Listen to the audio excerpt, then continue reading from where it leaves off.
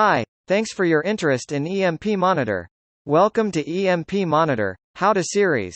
In this short quick how-to video, we are going to show you how easy it is to download EmpMonitor 64-bit installation and get it running on your system. Step 1 first, visit www.empmonitor.com. Step 2 click on the Sign Up and Log In option on the main menu. Step 3 log in to the EmpMonitor account using the basic information. Here's the main dashboard. Step 4 click on the Download Agent option, available in the bottom left corner of the dashboard. Step 5 it will lead you to https://app.empmonitor.com/admin/download-user-setup.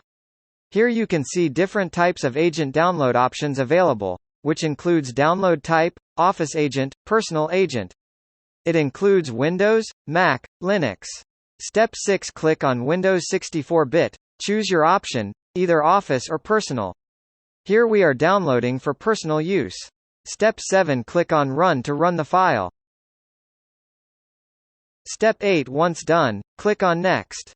Step 9 check the terms and conditions and click on Next. Step 10 after done, click on Install. Step 11 EmpAgent is getting installed.